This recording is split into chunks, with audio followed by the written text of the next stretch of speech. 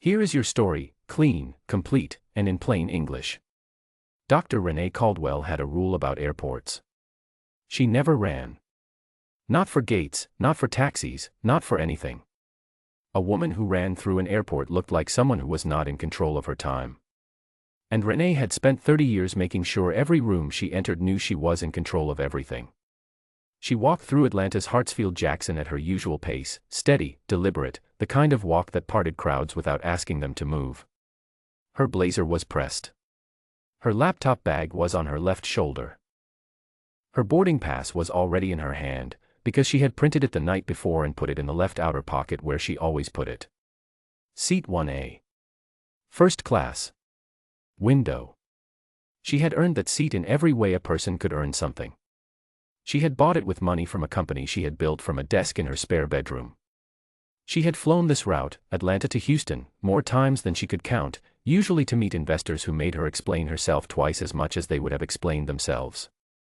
She knew which gate, which terminal, which coffee stand near the security checkpoint made the espresso strong enough to matter. She knew this airport the way you know a place you have never been fully welcome in but keep returning to anyway. The gate was quiet when she arrived. Boarding had not started.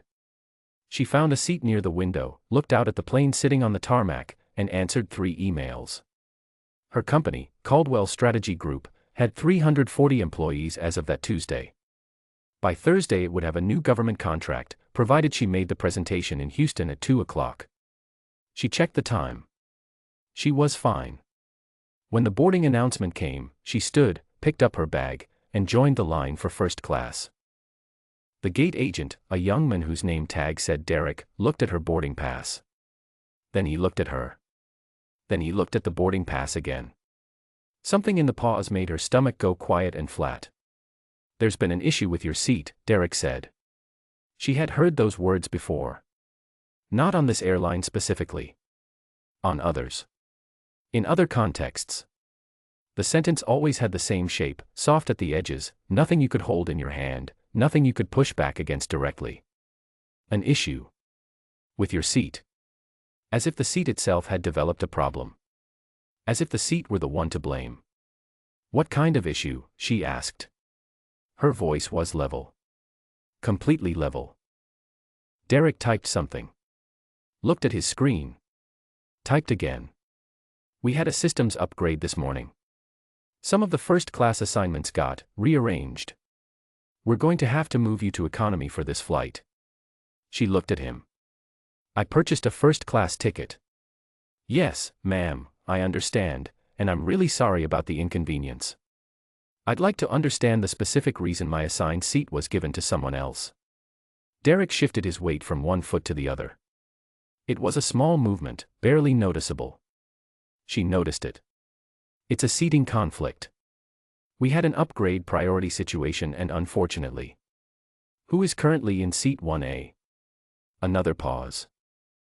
Derek looked back at his screen with the focused expression of someone staring at something they do not want to describe out loud. She already knew the answer without seeing the screen. She had known it from the moment he looked at her the second time. "We've assigned you seat 34E, Derek said, and handed her a new boarding pass. "Middle seat. Back of the plane. There's a meal voucher included, and we can offer you." "Keep it," she said. She took the boarding pass. She walked down the jetway. She found row 34 and she sat down in the middle seat between a man wearing headphones the size of satellite dishes and a woman with a sleeping toddler on her lap. She put her laptop bag under the seat in front of her. She folded her hands in her lap. She sat very still. This was something she had learned a long time ago. When things happened that should not happen, stillness was the most powerful response available to her. Not silence, exactly. Stillness. The body refusing to perform the emotions that other people expected from it. When you stayed still, you got to choose what happened next. When you reacted, other people got to choose it for you. Her hands were in her lap. Her breathing was even. Her mind was doing mathematics she did not speak out loud. She was 44 years old. She had a doctorate in organizational leadership. She had been rejected from 11 different business school programs before one finally said yes, and she had graduated at the top of her class and then done something most of her classmates hadn't. She had started something from nothing. She had sat in offices where people spoke over her. She had been mistaken for assistants, for caterers, for the person sent to collect someone's dry cleaning. She had walked into boardrooms where every hand that did not shake hers believed, on some level, that she had arrived there by mistake. She had not arrived by mistake. She never had. She picked up her phone. Not to call the complaint line. Not to send an angry email that would be forwarded to a customer satisfaction team in another city and answered in 4 to 6 business days with language pulled from a template. She was not interested in templates. She scrolled to a name and pressed call. It rang twice. Renee. The voice on the other end was unhurried, direct, familiar. It belonged to a man named James Whitfield, who happened to run the airline she was currently sitting in the back of. "James," she said. "I'm on flight 447 to Houston. I was removed from my first-class seat at the gate and placed in 34E. I was given a reason that did not hold up." A brief silence. Then, "What gate?" "C-14. The agent's name is Derek." "I'm going to make a call," James said. "Don't hang up." She didn't hang up. She sat in seat 34E with the phone to her ear and listened to the sound of James Whitfield making a different call on another line.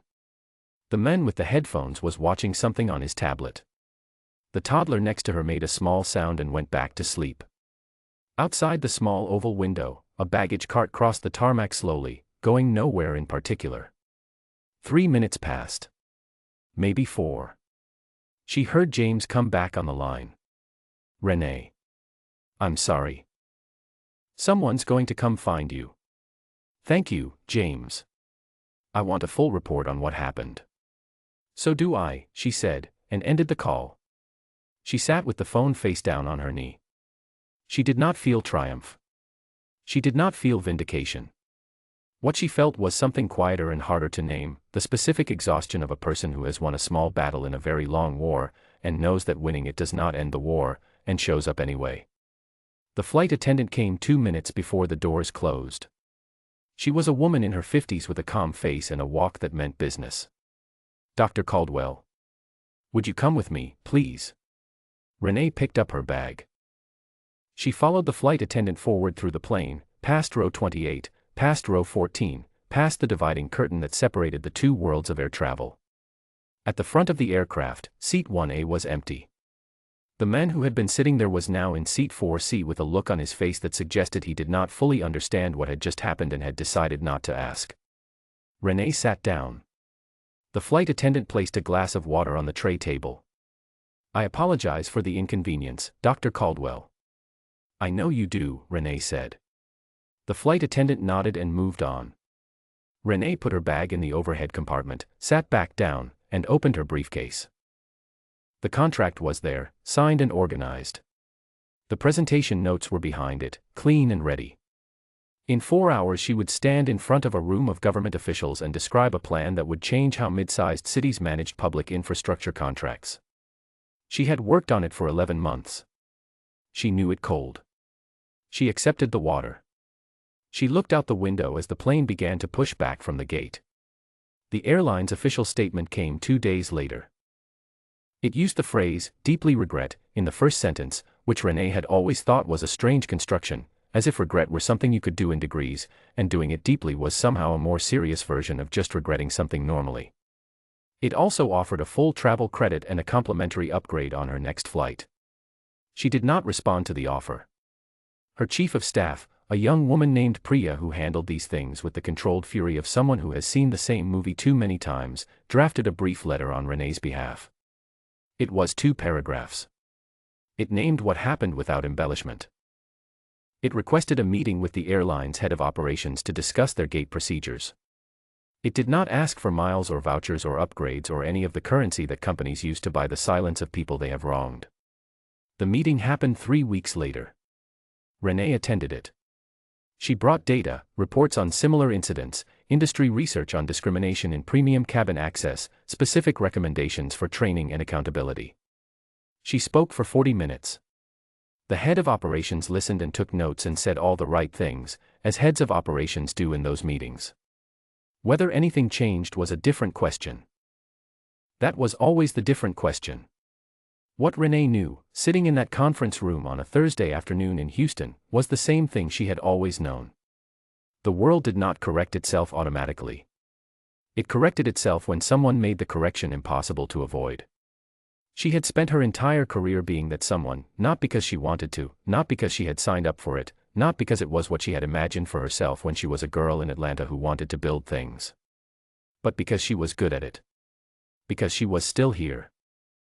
Because every room that had tried to redirect her to a smaller seat had instead taught her exactly how much she could carry and exactly how far she could walk carrying it. The keynote went well. The contract was signed by Friday. On the flight home she sat in seat 1A. Nobody moved her. The flight was smooth and unremarkable, the way most flights are when no one is trying to make them remarkable. She ordered coffee. She worked. She landed on time. She did not run through the airport. She never did.